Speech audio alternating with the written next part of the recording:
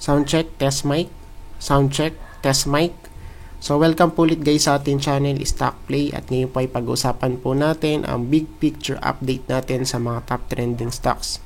So by the way, don't forget to subscribe sa ating channel at pakipress na rin po si all button para palagi po kayo ma-update at manonotify sa mga bagong videos na i-upload po natin about sa stock market. So don't forget guys, subscribe then click all button. Subscribe, click all button. So super dali lang naman ano. Tapos guys, kagabi, so nakapag-upload na po tayo ng update natin sa mga top trending stocks ano. So ito po 'yun. So we have here BSC, APL, AR, PHA, ASEN, dito MRC, saka MM. So let's start ano. And by the way, so meron po tayo ditong two sets of charts. So ito po yung isa, which is Heikin Ashi ano. Tapos yung isa naman is normal candlestick. Okay? So sa part po na to, nais ko lang i-share si Heikin Ashi. Okay? So si Heikin Ashi, also sometimes spelled Heikin Ashi, means average bar in Japanese. The Heikin Ashi technique can be used in conjunction with candlestick charts when trading securities to spot market trends and predict future prices. Okay? So ito po guys is ginagamit to spot market trends. Okay? Kung siya ba ay magre-reverse na or hindi pa, no? So meaning po, meron tayong clue ano sa mga mangyayari. So ngayon hanapin natin yung kanyang ano ba? Ito. So ito po yung kanyang use ano? Putting it to use. So this charts ano ba yan? These charts, ayan. These charts can be applied to any market. So kahit po sa forex, sa cryptocurrency, sa commodities, okay? Sa stock market. So pwede po natin gamitin to, no? Ayan. So most charting platforms have Heikin Ashi charts included as an option. Okay? So option naman 'yan eh. Kung gusto natin gamitin ano or hindi. So there are 5 primary signals that identify trends, right? And buying opportunities. So number 1, so hollow green or green candles with no lower shadows.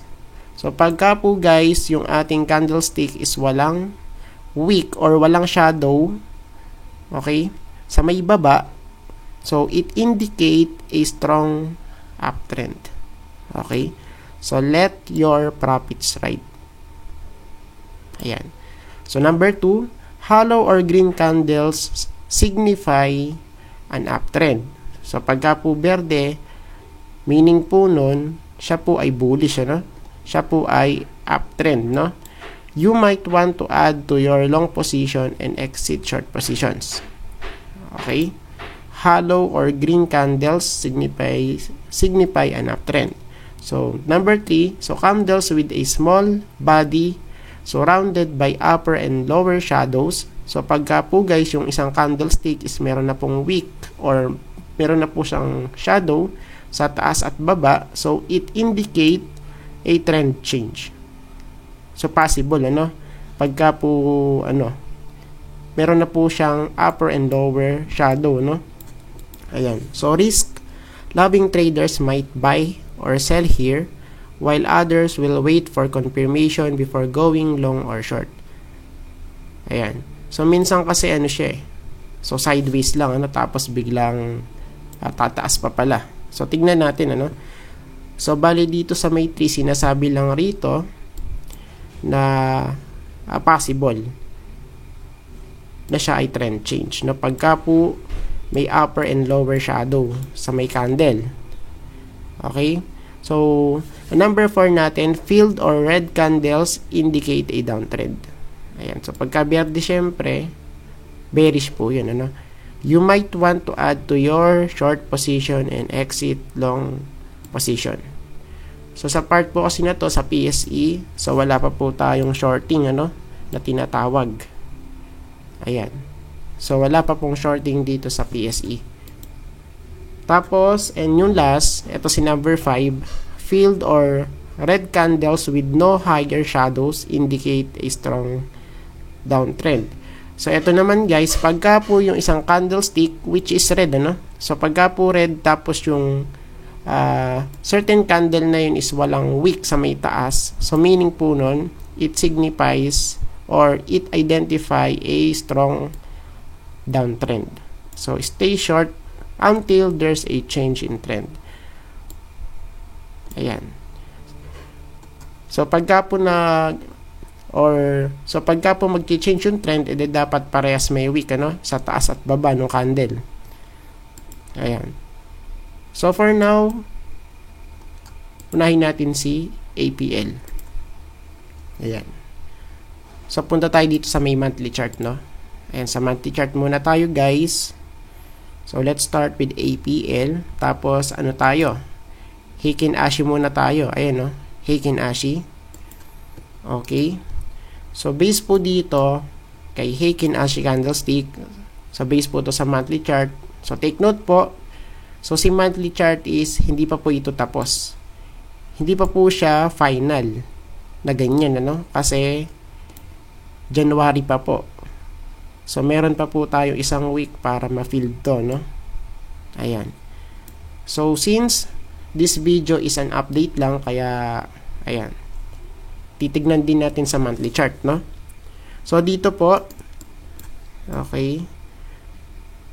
So sabi sa may definition natin, pagka po walang wick sa may baba, meaning po nun bullish. So sa part po na to kay APL, still siya po ay bullish ano, di ba? So wala po siyang wick sa may baba ng candlestick. Alright? Ayan. So for now, punta na tayo dito sa may normal candlestick natin. So check natin dito guys, no? Tapos burahin natin yung mga drawing. Ayan. So burahin natin. So dito naman po sa normal candlestick, so ang papansinin natin, okay, so we have here a strong selling pressure no. So bakit po natin nasabi? Kasi pagka po guys yung isang candlestick which is normal ano, kasi naka-normal tayo pagka po normal candlestick tapos mahaba yung wick sa may taas, so ito nga po yun ano. So meaning po niyan malakas yung selling pressure. So sa part po na to, mas dominant po yung mga sellers. So that's why siya po ay nagke-create ng wick. Okay? So from here sa may 0.47 to 0.32 ano? So malakas po dito yung mga bears. Ayan sa part na yan ano? O dyan. So tignan natin kung siya ay magre-retest no? Dito po sa may ituktok. Ayan, so tignan natin guys. Which is around 0.47 nga. Andyan. So yung support natin dito sa monthly chart. So syempre pagka sa monthly, ayan, so konti lang makikita natin candle dyan. Or candlestick no. So base po dito, ito yung magiging ano natin. Strong support dito guys, pero medyo malayo kasi, di ba? So we have here a trend line. So 1, 2, tapos 3 dito, no? Ayan, so 3 touches yan. So bali ito yung magiging ano natin dito. Strong support. So just in case na siya po ay bubuhusan. So di po natin sinabing bubuhusan ano? Just in case lang po. Ayan. So dito guys sa may 0.14. Ayan. So pagka naman nagpo-flooring, ang normal naman is mga nasa negative 30% Di ba? So kung tayo ay nasa 0.32, pwede sukatin natin yung negative 30 ano? So yung kasi yung ano normal flooring, ano, negative 30. So maabot dyan. So dito, no, 0.22 dyan, guys. So tignan natin. Tapos dito sa RSI, okay, sa monthly chart, so over ano na to, overextended na to, guys, no? O, diba kasi fresh breakout dito. Siya po ay nasa overbought area, no? Take note po, tayo po ay nasa overbought area, and kung papansinin natin sa APL is wala pa po yung consolidation. Ayun, no? Since ano ba to? Since November, guys. Okay? So nung siya po ay nag-breakout dito sa part na to, which is around here. Okay. Ayun, no, 'di ba? So wala pa po tayong ano dito. Consolidation, guys. Pullback, no?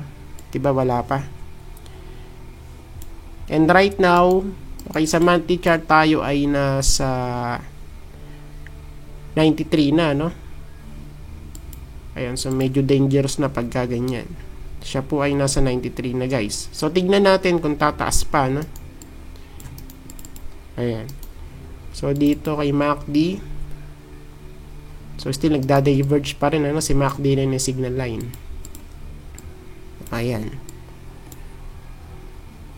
Tapos sa may histogram, series of higher highs. And sa volume, ayan, so galit na galit yung ano natin, volume, diba? So base po dito, hindi pa po ramdam yung sell off, no? Ayan, sa monthly chart kasi tayo, diba? Ayan. So pataas pa rin ng pataas. Parang spaghetti, no? So balik po tayo sa may Heikin Ashi. Tapos punta tayo sa may weekly chart. Okay? So base po dito sa weekly chart, okay, edi same lang din, ano? So pagka walang wick sa may baba, tapos yung ating candle is green, so bullish po yan. Ayun, di ba? Walang wick, walang wick, walang wick. Okay? So ngayon punta tayo sa normal candlestick. So dito yan. So check natin dito. Ayan, sa ano tayo, sa weekly chart, guys. Ayan, so much better, no? So dito naman sa ating weekly chart, so this is parang ano, no? Okay, so parang siyang doji candlestick dito sa part na to, right? Ayan. So bali dito sa weekly chart, so siya ay undecided, di ba? So parehas pong mahaba yung wick, sa may taas at baba, no? Pero still, so sabi nga natin possible na mag-retest pa rin to dito, no? Sa 0.47. Ayan. So tignan natin kung ano yung mangyayari. So value support the same lang din sa 0.14, ano? Peso, which is around here. So dito, guys, kung titignan natin, so magdadagdag tayo ng support dito, possible dito yung isa. Support. Andyan, ano? Dito, guys, 0.2. Okay? So tingnan natin, ano? Ito support. Ayan. So dito, ano lang tayo? Nagdagdag lang tayo, guys, ng support. Ayan. Tapos, okay, sa moving average, i-check natin, ano, 100. Okay, so okay pa naman dito, still intact pa naman. Tapos sa cloud, ayan, so okay pa naman, pataas pareha si upper cloud and lower cloud. Ayan, oh, diba, pataas. So what about naman sa ating mga indicators? So dito po kay APL, so check natin, guys, no? So, sa part na to kasi nasa dangerous level na siya. Nasa 97 na guys, right? Yeah, so, medyo risky na to, no? Tapos, ala pang pullback guys. Ito po yung mahirap sa part na to. Siya po ay wala pang pullback. Since November. Diba? So, pagka nag-sell off yan, nako po. So, unahang mag-exit guys. Ayan. So, tignan natin, ano? So, siya po ay nasa overbought, tapos, siya ay nasa 97 na. Yung value, guys, no? Ayan. So, mahirap maipit pagka ganyan. Super taas na eh. So, bali yung support andito, guys, sa 86, no? Or sa 87. Diyan. Tapos, sa MACD natin, so, nagda-diverge pa rin naman ano, si MACD line and signal line. So, this is the MACD line and signal line. Tapos, higher highs pa rin dito sa ating histogram. Ayan, so, okay pa naman dito, guys. So, yun nga lang dito, ano, medyo nakakatakot na sa RSI, no? Ayan, no? Diba, kung papansinin natin, so, medyo nakabaluktot na si RSI, no? Ayan, no? So, tignan natin kung tataas pa yan. So, yun nga lang, risky na pag gaganyan, ano? So, wala pa pong pullback, eh. Pero dito sa volume, so, hindi pa rin siya ramdam, ano? Yung sell-off. Diba? Kasi pataas pa rin, no? Right? Ayan. So, tignan natin this week kung ano yung mangyayari kay APL, no? Ayan. So, kung may demand pa, edi okay, no? Ayan, so possible magre-retest dun sa may ano natin, sa previous high, which is around, ano ba to? 0.47. Ayun. So next po natin sino ba? Eto guys, si PHA. So sunod natin si PHA, no? Ayan, PHA. Tapos punta tayo sa may monthly chart. So dito po sa monthly chart, kung papansinin natin, ano, still si PHA is bullish, ano, sa ating Heiken Ashi candlestick. So sabi nga natin, tayo po ay nasa monthly chart. So si monthly chart is hindi pa po tapos kasi January pa rin po tayo, no? So base po dito since October, so, bullish na po tayo sa part na to eh. So, 4 consecutive months na tayong bullish na kay PHA. Right? Ayan. So, sa normal candlestick, edi, i-check po natin guys, no? So, check natin sa PHA ba?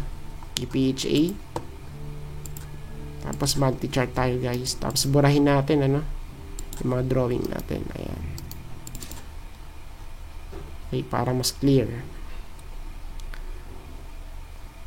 So, dito kasi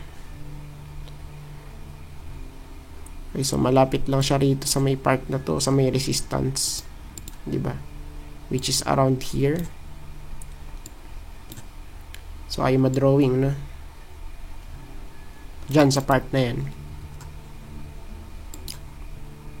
Okay. Sound check. Sound check. Hello. Ayan. Akala ko nawala ako. So anyways, let's continue. So ito nga po yung kanyang resistance, ano, ni PHA. Ayan, so malapit lang siya rito sa part na to, which is around 2.8 pesos. Ayan. So tignan natin kung siya ay pipitik pa, no? Okay, pataas. So, ang pinaka, ano dito, ang pinaka peak niya is noong, 1997 pa, no? Which is around 3.8 something. 3.8 pesos. Ito po yung pinakamataas niyang value, no? Or price ni PHA. Pero dito sa part na to, nag-overshoot eh. Ayan. So, pagka po lumagpas yung week, kaysa may resistance, So, ang tawag po dito is overshoot. Ayan, so overshoot yan guys, no? So, tignan natin kung siya ay babalik sa taas this week. Right? Ayan. Support. So, ang medyo matigas na support dito is, so let's say dito muna tayo, no? Ayan. So, ito yung pinakamalapit kasi. Sa 2.15, ano? 2.15 pesos. Ayan. Tapos yung pangalawa is here. Okay, so medyo malayo na. Diyan, ano? So, dito po guys, sa 1.55 pesos. Ayan. Okay.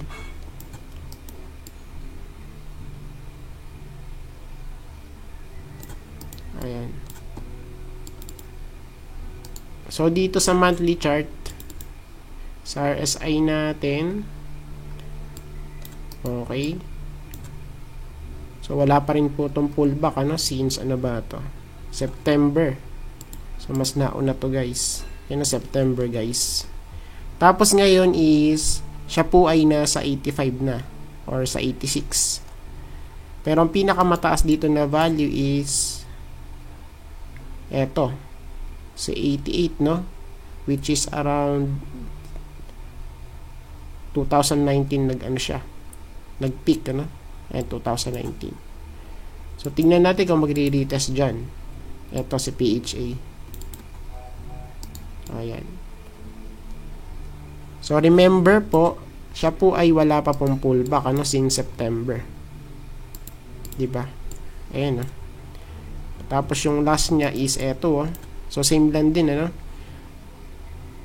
So, dito naman, nung 2018, so, wala din siyang pullback rito sa may monthly niya. Diba? Kaya sa monthly niya, wala. Tapos, biglang binuhusan ng sagad. Ah. Boom.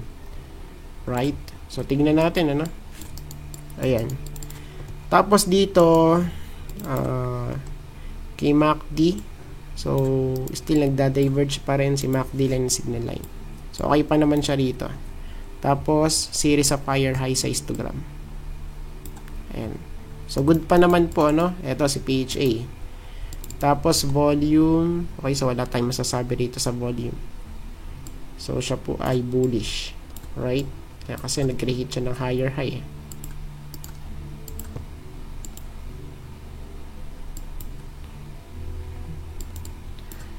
So, tignan natin.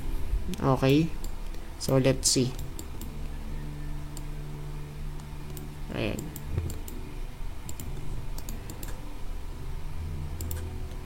Tapos, balik tayo dito sa weekly chart. Ito, sa weekly chart naman tayo, guys, ano, sa Heikin Ashi candlestick. So, punta tayo sa weekly chart. So, dito po sa weekly chart, is still bullish, ano. Ayan, o. Diba, kasi walang wick sa may baba, or walang shadow. Ayan, o. So, pagka walang shadow, or wick sa may baba, no, candlestick, so, bullish po yan. So, what about naman sa ating weekly chart, sa normal candlestick? Pwede, check natin, ano? So, check natin yan. So, punta tayo sa weekly chart. So, dito po sa weekly chart natin, oops, wait lang. Okay, so medyo hindi po siya maganda dito sa weekly chart, ano? Ayan, no? So, this is a spinning top. Diba? So, mahaba po yung wick sa may taas at baba. Taas, mahaba. Sa baba, mahaba rin yung shadow or wick, no? Diba? And kung papansinin natin, at kung i-ignore natin yung mga wicks niya, kaya sa may taas, so let's say wala yan, ano? So, this is a bearish Harami candlestick, no? So, possible, siya po ay reversal. Pero, tignan natin, ano? Kasi possible pa naman na mag-retest dito yan. Sa 3.3 pesos, ano? Which is around here. Ayan. Kasi nag-create naman siya ng higher high. High, higher high. So, tingnan natin, ano? So, we need a confirmation candle na siya ay bearish, ano? Ayan. Kasi wala pa naman, eh. So, possible pa lang, guys. Okay. So, dito naman, yung support natin, so, dito kasi meron tayong gap up na di pa na-filled, no? Which is around here, 0 point or sa 1.85 to 1.65 pesos. So, dito guys, kung mag-a-adjust tayo ng support, okay, to be exact, so, dito yun. Okay, which is around here, no? Sa 1.9 pesos. Ayan, sa 1.9 pesos, guys. Tapos, yung next support natin is here. Okay, pagka na-fill yung gap, ito na yung ano natin. Next support. Which is around sa 1.65 pesos. Okay? Ayan. So, what about naman sa mga moving averages? So, let's start with 50. So, 50, tapos 100. So, okay pa naman, ano? Tapos, nice, 200. So, base po dito sa ating 250 day. So, goods to, no? Ayun, no? So, bakit po natin nasabi na goods? Kasi kung papansinin natin, nagko-converge po si 200 day. Ito po yun. Si red line. Tapos si blue line. Ito si 50. So, nagko-converge. Nagdidikit po silang dalawa. So, possible po na siya ay mag-create or mag-print out ng golden cross. So, pagka po yan, nag-crossover, so, bullish yan, guys. Right? So, tingnan natin, since tayo ay naka-weekly chart. So, it depends pa rin, sa situation ng market. So, sa ating cloud naman, so, since siya kasi is nag-create ng higher high, di ba? So, yun nga, sa part na to, weak lang siya. So, dapat si candlestick is pataas. So, tingnan natin kung pataas nga. Pataas ba? Ayan. So, pataas naman siya, no? Diba? So, eto siya. So, pataas si upper and lower cloud. Ayan. So, what about naman sa mga indicators? Ayan, sa weekly chart. So, dito naman kay PHA. Check na natin. Okay.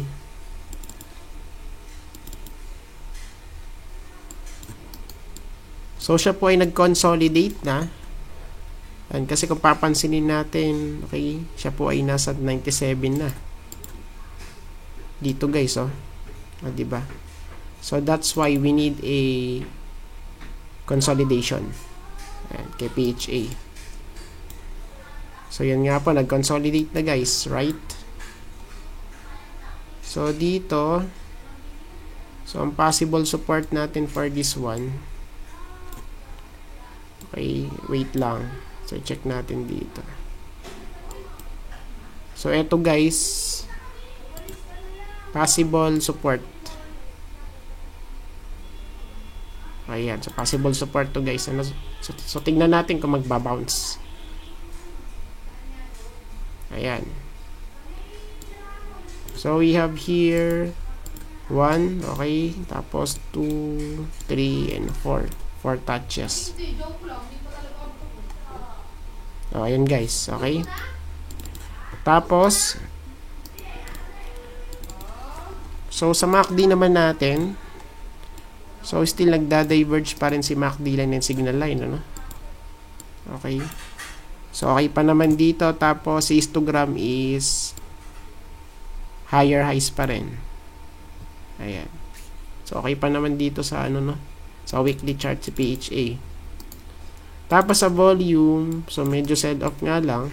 Okay, sa part na to kasi bumaluktot si OBV pababa. Ayan. So, medyo ramdam yung shakeout, diba? This week or nung last week lang, diba? Ayun, So, tignan natin. So, for this week, so this coming week, okay? Kasi base po dito sa weekly chart, medyo medyo question mark yan pag gaganyan, ano. So tingnan natin. Ayan. So save. Ay, ba't sinave natin?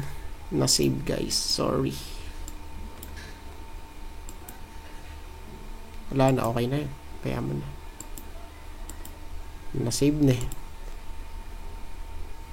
Nabura, guys, yung mga drawing natin. So anyways, okay lang yan. So next po natin, eto si dito. So check natin to si dito.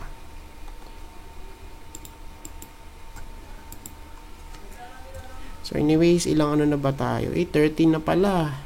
13 na pala, guys, nun, ano? So I think last na kaya to. So tingnan natin, ano. Monthly chart dito. Tapos ito naman PHA. Pwede baguhin natin dito, no? Ayan, so baka makalimutan natin baguhin mamaya eh. Ayan, sa monthly muna tayo, guys.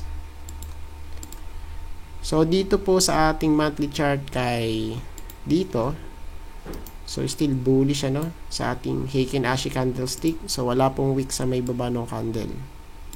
So walang wick, oh, diba? So bullish pa rin to, no? Base po dito sa monthly chart. Ayan. So let's move on sa normal candlestick, ano? So check natin.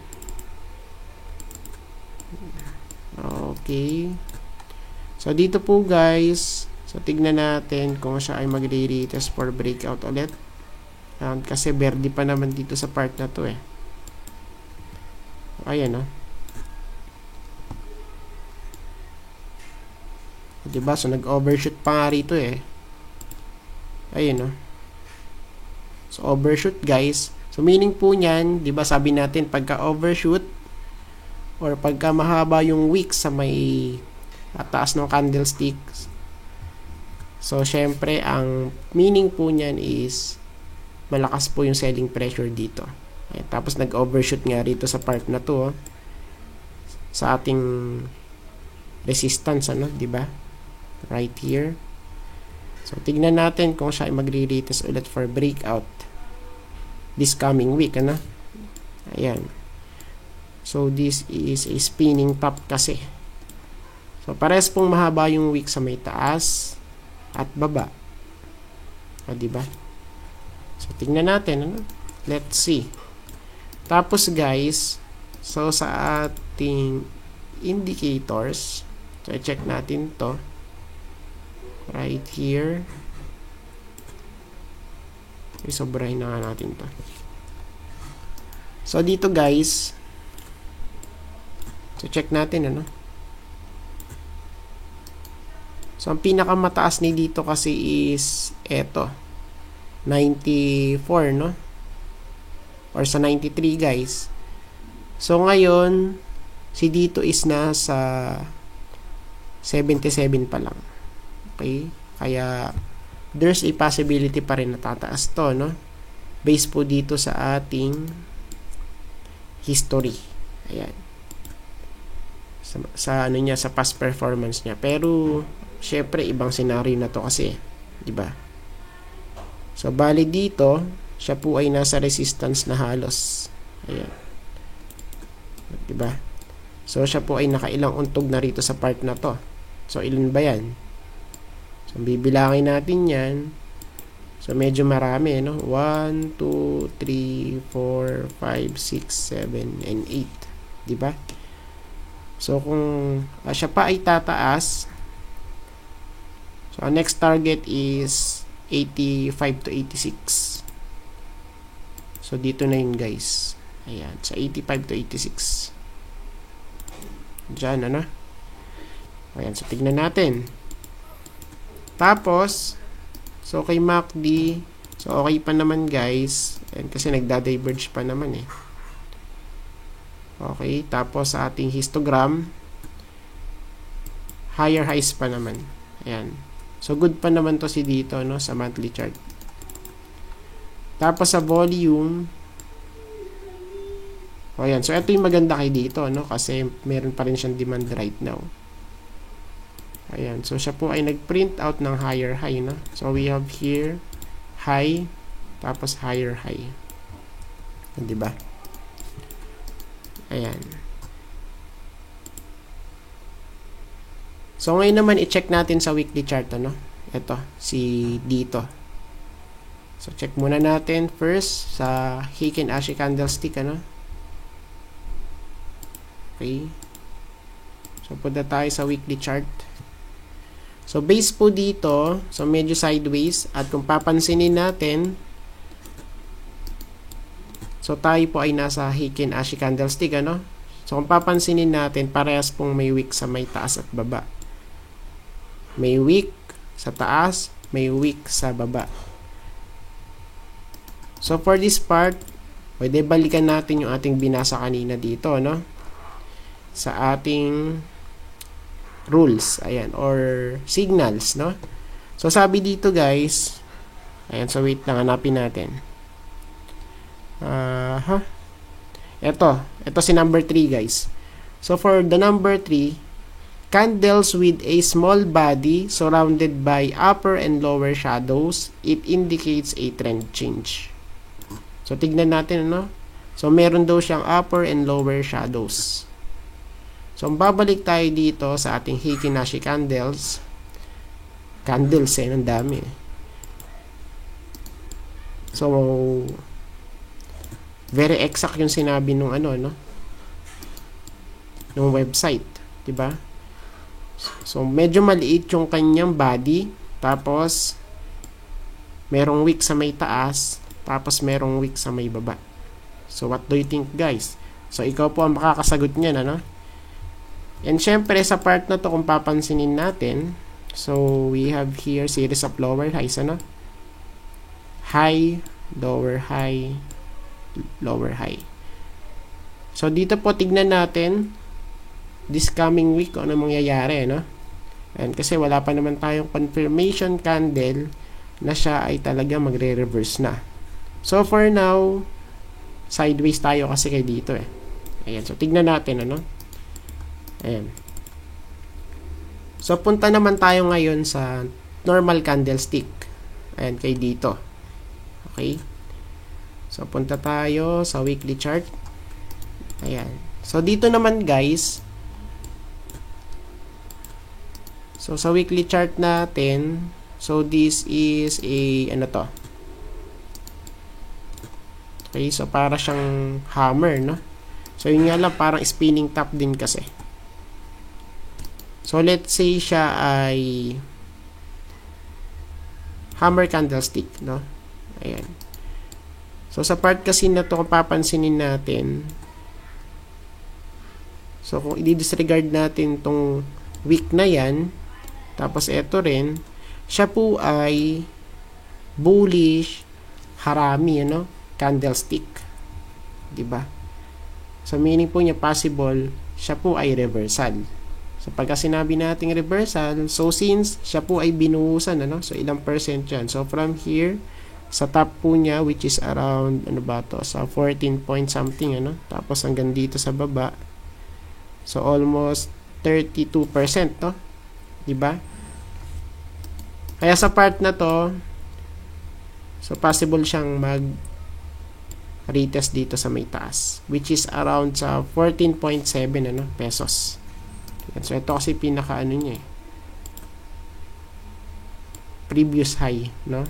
Ayan, sa 14.7 pesos. Right? Pero sa part na to, kung titignan natin, so dapat siya ay makapanik dito. Ayan, kasi medyo matigas to, guys, eh. Si 13 pesos, Ayan, kasi may trend line tayo rito, eh. Ayan. So, ito yung resistance na dapat basagin sa 13 pesos. Tapos, yung support natin, support is, so, pwede sa part na to. Diyan, which is around 10.75 pesos. So, series of touches yan, So, we have 1, 2, and 3. Okay. Tapos, so, sa moving average natin, so, 50. Saan si 50? Ayun. 100. So, okay pa naman, ano? Tapos, 200. So, tignan natin, ano? O, ayan. So, okay pa naman siya. Base po dito, ano? Kasi nagko-converge naman si 50 at 100 day. So, ito po si 100 day, si green. Tapos, si blue line, si 50 yan. So, nagko-converge naman, eh. O, diba? So, tingnan natin, ano? Let's see. Ayan. So, siya po kasi is sideways right now. Right? So, titingnan natin, series of lower highs. High, lower high, lower high. Ayan. So, tingnan natin, ano? Let's see kung siya ay makakapanik dito sa may 13 pesos. Tapos, so sa ating cloud, so dapat flat yan kasi wala pa naman siyang higher high. O, diba? Flat parehas. Si upper and lower cloud.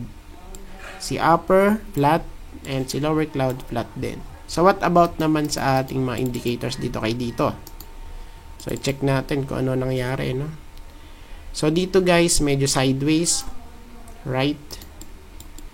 So, i-check natin. So, meron ba tayong trend line? So, dito kasi meron tayong trend line, eh. Diba? So, dito medyo okay pa naman siya, no? Diba? So, yun nga lang, hindi pa obvious yung kanyang pag-bounce. So, we have here 1, 2, 3, and 4. Ayan. So, tingnan natin, guys, kung siya ay magbabounce sa ating trend line. So, what if kung hindi? So, pagka po hindi po nag-bounce yan sa ating trend line, so, syempre, i-anticipate natin na siya ay magkakaroon ng massive sell-off. Since tayo po ay naka-weekly chart, ano? Ayan. So, tingnan natin. Tapos, kay MACD. So, medyo hindi maganda si MACD. So, bakit po natin nasabi? Kasi sa ating histogram, siya po ay nag-print out na po ng lower high sa part na to. Diba? So, pagka po ganyan, guys, medyo hindi maganda yan. Ayan, pero tignan pa rin natin ano, kung magbabounce nga doon sa may trend line natin sa RSI. Ayan. Tapos sa volume, so pataas naman siya dito, no? So okay pa naman to. O, diba? So medyo nakapanik naman siya pero hindi pa po siya visible pagka ano, pagka ganyan itsura yun, diba? Ayan, so parang sideways siya katulad na to, oh. Right? So tignan natin kung ano yung mangyari dito, no? So, pagka po nag-print out to ng higher high dito sa ating OBB, so very bullish to. At syempre, dapat kasi makapanik dito yan, no? Sa may previous high niya, sa 14.7 pesos. So, for now, ang pinaka-ano natin dito, ang pinaka-resistance nga is nasa 13 pesos. Ayan. So, nakailang ano na ba tayo? Minutes. So, 43 na kasi to, eh. 43 na yan. So, ilan pa ba? APL, PHA, tapos dito. So, ngayon, isunod natin si AR. O, sige. So, last na to, si AR, no? Ayan. So, AR naman tayo ngayon. So, AR. Tapos, ano tayo sa monthly chart? Ayan. So, mga basura stock to, eh. AR. Tapos, monthly chart. Okay. So, check natin sa monthly chart. So, let's go back dito sa may Heikin Ashi candlestick natin, ano? Ayan. So, i-check muna natin dito. So, base po dito sa ating monthly chart, sa ating Heikin Ashi candlestick. So, wala pong wick sa may baba, kaya siya po ay still bullish pa rin, di ba? O, ayan. So, ngayon po, so, punta naman tayo sa normal candlestick niya, no? KAR. So, check natin, guys. Tapos, burahin natin yung mga drawing. Ayan. So, dito naman, so, very obvious, ano? So, fresh breakout dito sa ating cloud, 'di ba? So bullish to pag ganito, guys, oh. So yun nga lang, hindi pa po siya nagko-close sa may taas nung cloud, 'di ba? So medyo ano pa to, alanganin pa pag ganyan, ano? And kung papansinin natin, super haba nung wick. Right here, oh, 'di ba? Super haba, guys. So meaning po niyan, mas malakas or mas dominante yung mga bears dito, ano? Or yung mga sellers na tinatawag. Ayan, so dito po sa 0.0129 to 0.007. O, diba? So dito naman, so i-check natin, ano, yung ating resistance dito kay AR. So dito, guys, so ang resistance natin is pwede rito sa part na to. Yan, so resistance na kasi to, which is around 0.0065. Diyan. So malapit po dyan, guys, ano, ating resistance. Ayan, so resistance yan, guys. Tapos yung next is here. So dito naman sa gawing taas, ay sa part na to dito. Okay, around here. So mag-adjust tayo na konti. 8 lang.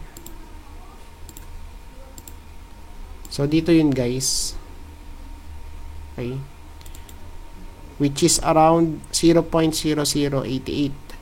Okay. So basta malapit dyan, guys, ano? 0.008.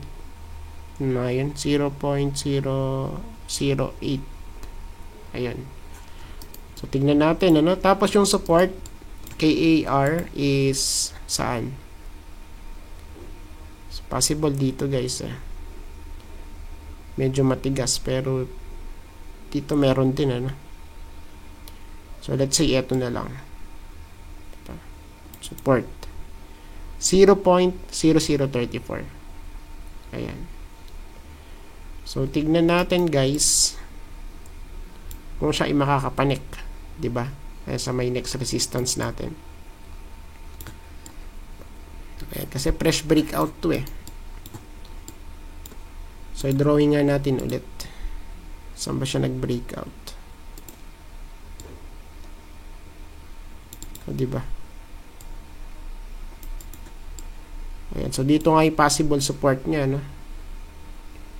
Strong support, which is around eto. Diyan, ano? 0.006. Ayan. Kasi trend line yan, guys. Tapos, so sa RSI natin dito kay AR, so siya po ay nasa 85 na halos. So dito po kasi ang pinakamataas is 86 or 87, ano? 'Di ba? So tingnan natin kung siya ay magre-retest pa rito. Ayan, so malapit na rin kasi, Ayan, so tingnan natin kung magre-retest diyan, ano, sa may 87. Tapos, so sa MACD, okay, sa MACD natin, so okay pa naman dito sa part na to, no? Diba kasi nagda-diverge pa rin naman, And here sa volume, ayan, so okay lang din, wala pa po tayong sell-off dito. So hindi pa ramdam, ano, right now. Ayan, kasi pataas pa rin yung kanyang volume. Ayan. So punta naman tayo sa weekly chart, ano, kay AR. Ayan. So last na to, guys, tapos magpa-part 2 na lang tayo bukas, ano. Ayan, so last na to. So sa weekly chart natin, so same lang din. So wala pong wick sa may baba ng candlestick, so meaning po niyan bullish. Bullish pa rin si AR. Okay? Then here, sa ating normal candlestick, okay, KAR, so punta tayo sa weekly chart. So check natin. So medyo nagkabuusan na nga rito sa part na to, 'di ba? So super haba nung wick sa may taas. So ito po ang delikado, guys, pag gaganyan, ano. Right? Ayan. So, tignan natin, ano? Tapos, sa moving average, so, 50. Tapos, 100. Okay, so, nagko-converge pa rin naman to, no? Si 50 day and 100. Okay, so, medyo nabubulol. Tapos, 200. So, mukhang okay naman kasi nagko-converge pa rin, diba? So, pataas pa rin yung trajectory ni 50 day at 100 day. Tapos, so sa cloud natin, dapat siya po ay pataas. Ayan. So, good naman, ano? Okay. So, parehas pataas si upper and lower cloud. So, very obvious. Ayan. Tapos, so sa mga indicators, so sa RSI natin, so ano yung pinakamataas dito sa weekly chart? Ito.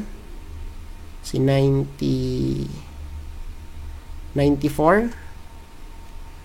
So, I think yun ay pinakamataas dito, no? Ayan. So, almost, siya po ay nasa peak na po, no? Ito si AR. Ayan, guys, oh. Diba? Ayan, oh. So, tignan natin kung siya pa ay makakapanik. So, overbought na to kasi, Tapos, iisa pala yung pullback natin dito. Ito, oh. Isa part na to. Diyan. So, pagka po nag-flip yan pababa, yun lang, no? So, magkakaroon tayo ng sell-off. Support. So, ang possible support natin, saan? So, possible dito, guys. Diyan, support. Okay. Tapos, sa MACD, so, check natin to. AR. So, okay pa naman, guys, ano? Series of higher highs pa rin sa histogram. Ayan. Tapos, nagda-diverge pa rin si MACD line and signal line. So, okay pa naman, guys, no? Tapos, sa volume, so, pataas pa rin, okay? Di pa rin gaano ramdam yung sell-off na nangyari, no? Okay, sa part na to, okay, pataas pa rin. So, okay pa naman, ano? Ito si AR. So, I think tapos na po tayo sa ating part 1 ng ating big picture update sa mga top trending stocks. So, bali po yung part 2 is bukas ko na lang gagawin, ano? Ayan, kasi medyo busy rin kasi ko. So, sinisingit ko lang yung mga ano natin, yung mga videos natin na ginagawa. So, that's why kung papansinin nyo, hindi na po ako nag-e-edit, no? Ayan, kaya kung meron po akong maling masabi, so, syempre, normal lang po yun. Ayan. So, salamat po ulit sa inyong suporta at sa inyong panonood ng ating mga videos araw-araw. So, see you po sa next video. Bye-bye!